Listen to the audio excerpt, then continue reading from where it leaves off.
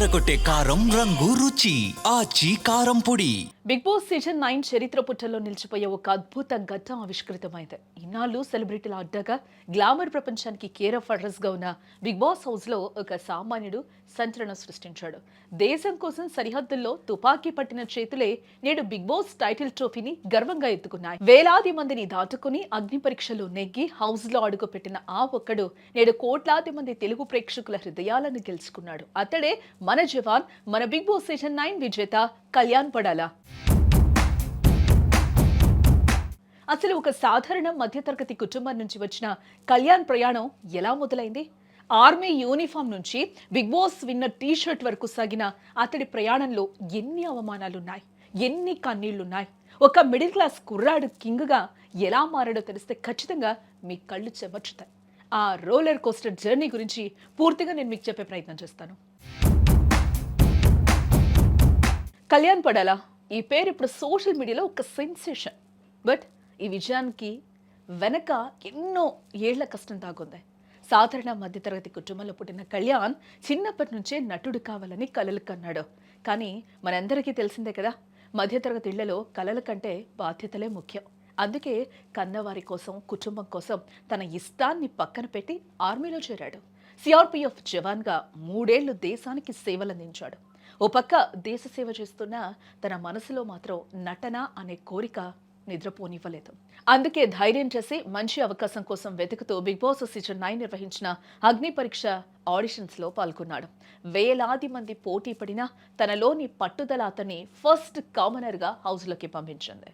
House లోకి అడుగు పట్టడం ఒక ఎత్తు అయితే అక్కడ నెట్టుకు రావటం మరో ఎత్తు.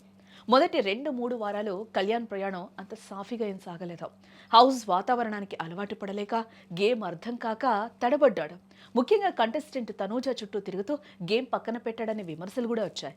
బయట జనం కూడా ఇతను ఆర్మీ జవాన్ ఏంటి ఇలా ఆడుతున్నాడు అని నెగిటివ్ కామెంట్స్ చేశారు.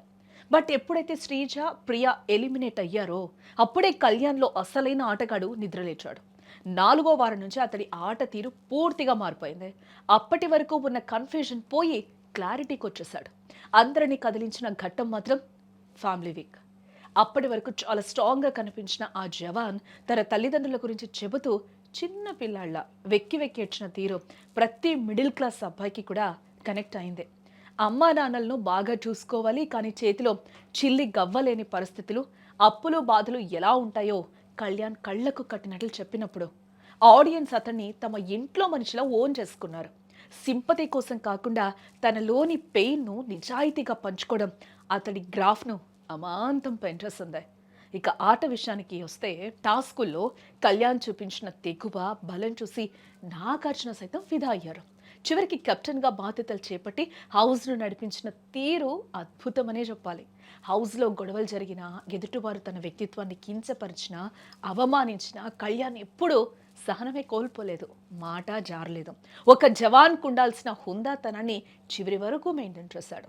ఎలాంటి బ్యాక్గ్రౌండ్ లేకుండా, ఎవ్వరి సపోర్ట్ లేకుండా వచ్చి కేవలం తన నిజాయితీ ఆట తీరుతోనే టైటిల్ రేస్లో అందరికంటే ముందు నిలిచాడు. చివరికి న్యాయమే గెలిచింది. సెలబ్రిటీల ఫ్యాన్ బేస్ ముందు సామాన్యుడు నిలబడలేడు అనే అపోహను కళ్యాణ్ పటాపంచలు చేశాడు.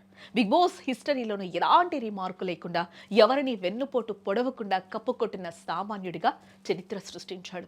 ఈ విజయం కేవలం కళ్యాణ్ని మాత్రమే కాదు, కష్టపడి పైకి రావాలనుకునే ప్రతి సామాన్యుడిది. నిజాయితీగా ఆడితే కామనర్గా కూడా బిగ్ బాస్ కింగ్ అవ్వగలడని నిరూపించాడు కళ్యాణ్.